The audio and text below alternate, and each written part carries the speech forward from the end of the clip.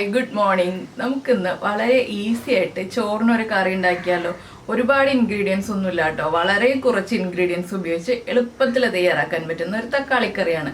അപ്പോൾ ഈ രീതിയിൽ തക്കാളിക്കറി നിങ്ങൾ ഇങ്ങനെ ഉണ്ടാക്കി നോക്കിയിട്ടില്ലെങ്കിൽ ഉറപ്പായിട്ടും ട്രൈ ചെയ്യൂ. അപ്പോൾ എങ്ങനെയാണ് നമ്മുടെ ഈസി തക്കാളിക്കറി തയ്യാറാക്കുന്നതെന്ന് നോക്കാം. നമുക്ക് നമ്മുടെ ഇൻഗ്രീഡിയൻസ് നോക്കാം. ഞാനിപ്പോൾ 4 തക്കാളി എടുത്തിട്ടുണ്ട് കേട്ടോ. ചെറിയ തക്കാളി ആയതുകൊണ്ട് 4 തക്കാളി എടുത്തിട്ടുണ്ട്. വലിയ തക്കാളി ആണെങ്കിൽ 2 തക്കാളി മതി. അതിലേക്കായിട്ട് ഒരു വലിയ സവോള എടുത്തിട്ടുണ്ട്. ചെറിയ സവോള ആണെങ്കിൽ 1.5 എടുക്കാം.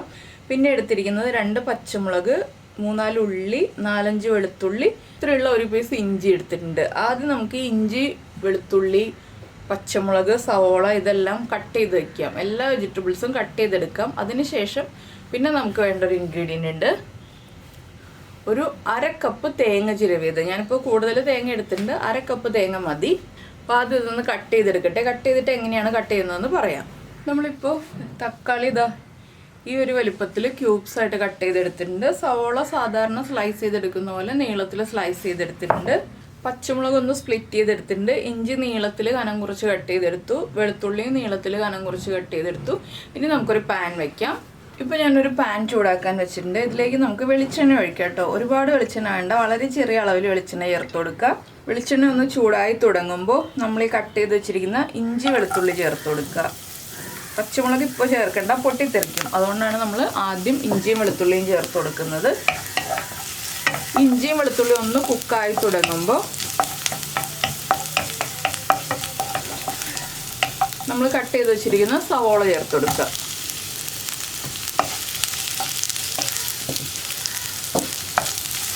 ഇനി സവോള ഒന്ന് വഴന്ന് വരണം, വല്ലാതെ ഓവറായിട്ട് ബ്രൗൺ ആയി വരണ്ട. സവോള ഒന്ന് കുക്കായി കിട്ടണം നമുക്ക്.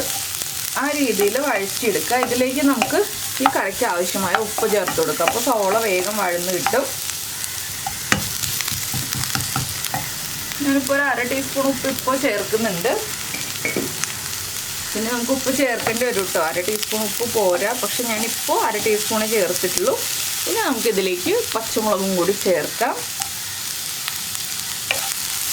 പച്ചമുളക് നിങ്ങളുടെ എരിവനുസരിച്ച് ചേർക്കാം കേട്ടോ. എന്താണെന്ന് വെച്ചാൽ നമ്മൾ ഒരുപാട് മുളക് പൊടിയൊന്നും ചേർക്കില്ല.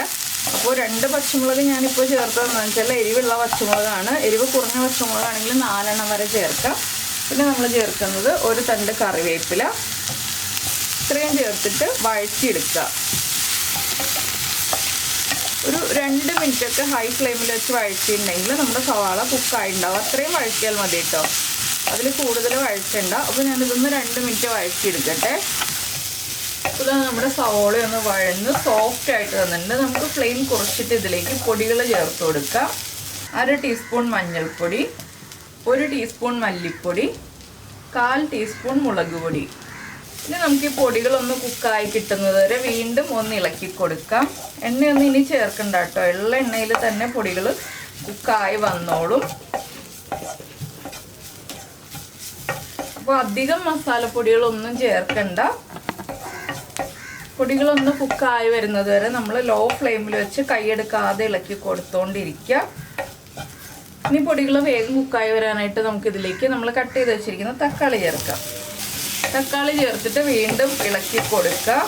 തക്കാളി ചേർത്തൊന്ന് ഇളക്കി കൊടുത്തിട്ട് നമുക്കിതിലേക്ക് കുറച്ച് വെള്ളം ചേർത്ത് കൊടുക്കാം. തക്കാളിയും സവോളയും ഒക്കെ ഒന്ന് കുക്കായി വരാൻ ആവശ്യമായിട്ടുള്ള വെള്ളം ചേർത്ത് കൊടുക്കാം. ഞാനിപ്പോൾ ഒരു കപ്പ് വെള്ളം ചേർക്കുന്നുണ്ട്. തക്കാളിയുടെയും സവാളയുടെയും അതേ ലെവലിൽ നിൽക്കുന്ന രീതിയിലാണ് ഞാൻ 1 കപ്പ് വെള്ളം ചേർത്തിട്ടുള്ളത്. ഇനി ഇതൊന്ന് കുക്കായി വരട്ടെ. ഓവറായിട്ട് തക്കാളി ഉടഞ്ഞു പോകരുത്. ഈ സമയത്ത് നമുക്കിതിലേക്ക് വേണ്ട അരപ്പ് റെഡിയാക്കി എടുക്കാം. അപ്പോൾ നമ്മളൊരു മിക്സിയുടെ ജാർ എടുത്തിട്ടുണ്ട്. ഇതിലേക്ക് നമുക്ക് 1/2 കപ്പ് തേങ്ങ ചേർത്ത് കൊടുക്കാം. ഒരുപാട് തേങ്ങ അരയ്ക്കൊന്നും വേണ്ട കേട്ടോ, 1/2 കപ്പ് തേങ്ങ മതി. ഇതിലേക്കൊരു 1/4 ടീസ്പൂൺ പെരിഞ്ജീരകം, നമ്മുടെ വലിയ ജീരകം, ഫെന്നൽ സീഡ്സ് ചേർക്കുക. ഇനി കുറച്ച് വെള്ളം ചേർത്ത് നന്നായിട്ടൊന്ന് അരച്ചെടുക്കുക. ഇപ്പോൾ നമ്മൾ നമ്മുടെ തേങ്ങയുടെ അരപ്പ് അരച്ചെടുത്തിട്ടുണ്ട്. ഇനി നമ്മുടെ തക്കാളി കുക്കായി കഴിയുമ്പോൾ നമുക്ക് അരപ്പ് ചേർക്കാം.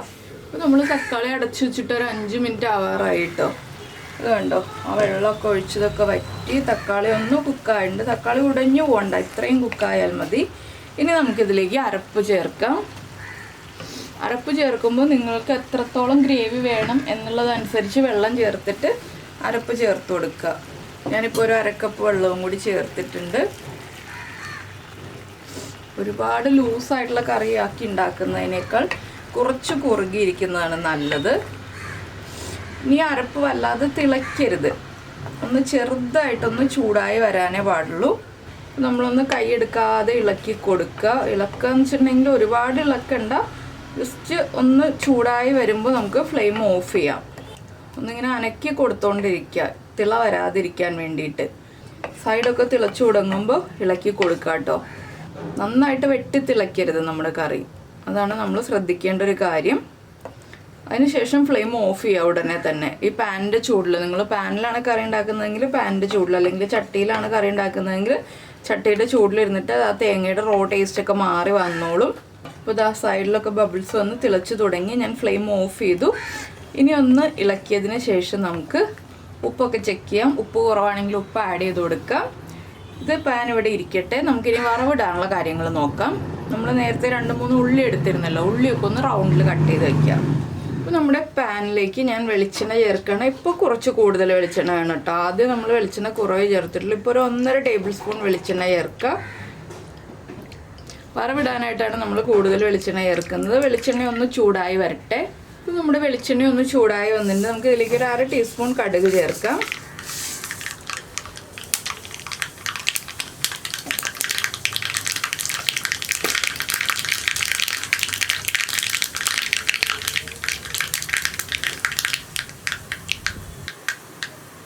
കടുക് പൊട്ടി കഴിയുമ്പോൾ നമ്മൾ റൗണ്ടിൽ കട്ട് ചെയ്ത് വെച്ചിരിക്കുന്ന ഉള്ളി ചേർക്കുക. ഇനി ഉള്ളി ഒന്ന് ബ്രൗൺ ആയി വരണം, അതുവരെ നമ്മളൊന്ന് ഇളക്കി കൊടുക്കുക. ഈ ഉള്ളി ചേർക്കുക എന്നുള്ളത് നിർബന്ധമായിട്ടുള്ള കാര്യമാണ് കേട്ടോ. എന്താണെന്ന് വെച്ചിട്ടുണ്ടെങ്കിൽ ഉള്ളി ചേർത്താലേ ഈ ഒരു കറിക്ക് ടേസ്റ്റ് ഉണ്ടാവുള്ളൂ. നമ്മൾ ഉള്ളി ഇല്ലയെന്നുണ്ടെങ്കിൽ ഒരു ചെറിയ സോളയുടെ ചെറിയ പോർഷൻ ആണെങ്കിലും ഇതുപോലെ വറവിട്ട് ചേർക്കണം.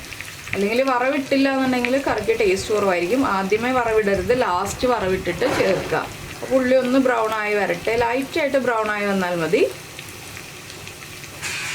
പിന്നെ ഈ ഒരു കറിയിൽ തേങ്ങാപ്പാലും ചേർക്കാം കേട്ടോ. തേങ്ങ അരയ്ക്കുന്നതിന് പകരമായിട്ട് തേങ്ങാപ്പാലും ചേർക്കാം, പക്ഷെ കൂടുതൽ ടേസ്റ്റ് തേങ്ങ അരച്ച് ചേർക്കുന്നത് തന്നെയാണ്. പിന്നെ നമ്മുടെ കറിക്ക് കളർ കുറവാണെന്നുണ്ടെങ്കിൽ ഈ ഒരു സ്റ്റേജ് ഉള്ളിയൊക്കെ വറവിട്ട് റെഡിയായി വരുമ്പോൾ, ഉള്ളിയൊക്കെ മൊരിഞ്ഞ് റെഡിയായി വരുമ്പോൾ നമുക്ക് ഫ്ലെയിം ഓഫ് ചെയ്ത് കഴിഞ്ഞിട്ട് 1/4 ടീസ്പൂൺ മഞ്ഞൾപ്പൊടി ചേർത്തിട്ട് വറവിട്ടെടുക്കാം. അങ്ങനെ ആകുമ്പോൾ കറിക്ക് നല്ല കളർ കിട്ടും. കറിക്ക് കളർ കുറവാണെന്നുണ്ടെങ്കിൽ മാത്രം. ഇപ്പോൾ നമ്മുടെ കറിക്ക് കളറുണ്ട്, ഞാൻ അതുകൊണ്ട് വേറെ എക്സ്ട്രാ മഞ്ഞൾപ്പൊടിയൊന്നും ആഡ് ചെയ്യുന്നില്ല. നിങ്ങൾ കറി ഉണ്ടാക്കി വരുമ്പോൾ മഞ്ഞൾപ്പൊടി ആവശ്യമാണെന്നുണ്ടെങ്കിൽ മാത്രം ചേർക്കേണ്ട ഒരു സ്റ്റേജ് പറഞ്ഞു എന്നേ ഉള്ളൂ. അപ്പോൾ നമ്മുടെ ഉള്ളിയുടെ കളറൊക്കെ മാറി വരുന്നുണ്ട്. നമുക്ക് ഒരു 3 വറ്റൽമുളക് ചേർത്ത് കൊടുക്കാം. അതിൻ്റെ കൂടെ തന്നെ ഒരു തണ്ട് കറിവേപ്പിലയും ചേർക്കാം. കറിവേപ്പിലയും വറ്റൽമുളകും ഒന്ന് കുത്തായി വരുമ്പോൾ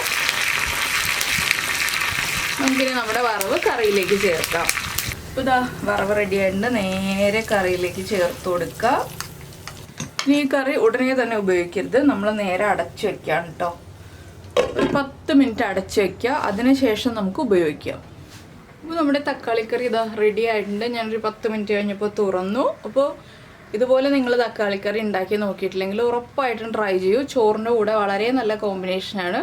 പിന്നെ ചൂടോടുകൂടി കഴിക്കരുത് കേട്ടോ. ചൂട് കംപ്ലീറ്റ് മാറിയിട്ട് മാത്രം നമ്മൾ ചോറിൻ്റെ കൂടെ ചേർത്ത് കഴിക്കുക. അപ്പോൾ നിങ്ങൾക്ക് ഈ റെസിപ്പി ഇഷ്ടമായി എന്നുണ്ടെങ്കിൽ ഉറപ്പായിട്ടും ഒന്ന് ലൈക്ക് ചെയ്യാനും കമൻറ്റ് ചെയ്യാനും മറന്നുപോയില്ലല്ലോ. പിന്നെ നമ്മുടെ ചാനൽ ആദ്യമായിട്ട് കാണുകയാണെങ്കിൽ നമ്മുടെ വീഡിയോ പ്രസൻറ്റ് ചെയ്യുന്ന രീതിയൊക്കെ ഇഷ്ടമായി എന്നുണ്ടെങ്കിൽ ഒന്ന് സബ്സ്ക്രൈബ് ചെയ്ത് സപ്പോർട്ട് ചെയ്യാൻ കൂടി ചെയ്തേക്കണേ. നമുക്ക് നമ്മുടെ അടുത്ത റെസിപ്പിയുമായിട്ട് അടുത്ത ദിവസം വീണ്ടും കാണാം.